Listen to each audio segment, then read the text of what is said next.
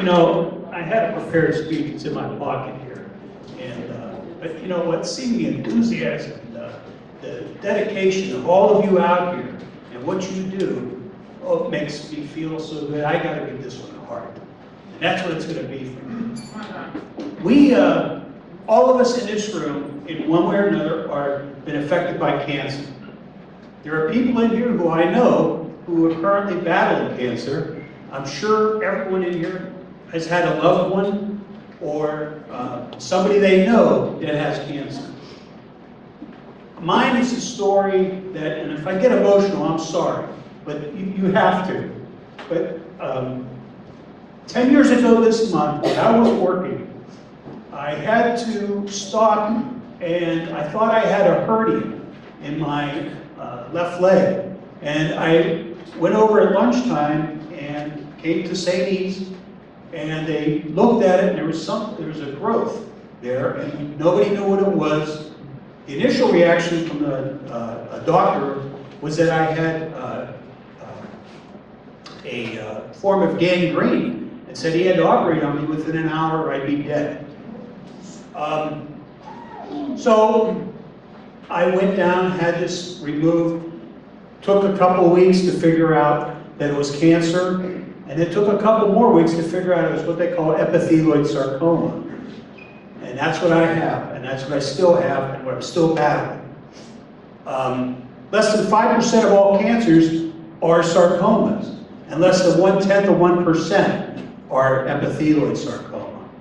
And it's a cancer that affects the connecting tissue. For 10 years, I've had numerous surgeries. Excuse me. I've had over 80-some lymph nodes removed. I've had numerous rounds of chemotherapy, and I currently am going through chemotherapy now. It tries to make its way up to my lungs, and it has succeeded now. It's in my lungs. And so I've had over 60 things of radiation. But the thing is that in 2006, I was told I had 2 years to live. And unless they did nothing, and they said, we're going to try some things, and it may kill you. Well, I have my family back here, and my granddaughter, who was born 1 month ago. And that's the reason why I still fight for this. Why I still fight to try to do this.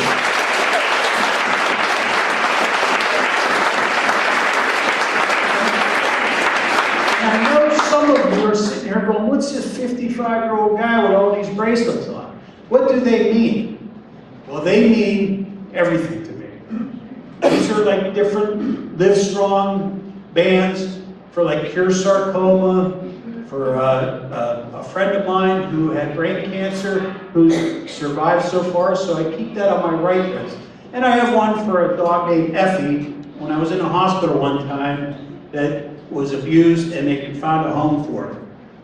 On my left wrist are ones for the people who didn't make it, 2 of which were friends of mine that I've met through this battle that didn't make it. And whenever I feel like you get down, because cancer not only hurts you physically, it hurts you mentally, as many of you know. And when I get down, and I sit there and I grab one of them, you go, they'd love to be where I'm at now. So about earlier this spring, I was in the Southern Park Mall, and a very nice young woman named Loretta gave a presentation about the LiveStrong at the Y program. And I said, you know what? Because I had to go on disability last year, I worked through all the times I got radiation. I worked through getting surgeries. I worked the whole time. And I was a laborer, heavy equipment operator, and a truck driver. And I did all that while I got it. But you know what? It's gotten my legs out. I just can't do it. If I walk to the back of the room now, I have to pause. But anyways, this one says, you know, we got this program at the Y that is built, not only builds you up physically, you learn exercises, and through people like Kathy, who's a great instructor, Corey, who's a great instructor, they sit there and they try to work with you. And we would meet every week. And it started, there were 13 of us, 2 other guys and 10 women, who all had different forms of cancer: breast cancer, ovarian cancer, blood leukemias, and some other types of cancer also. And we got together, and it started off as any group does, where that people, you know, they're sort of, who's this guy, who's this woman, and I'm sure they're looking at me going, who's this guy? At the end of the program, we loved each other.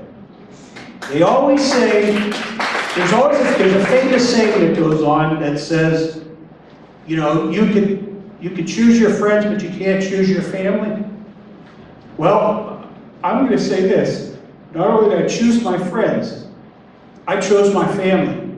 Because you see, on the back of here, that's all them people that are part of my family now. And like Kathy and Corey and everybody.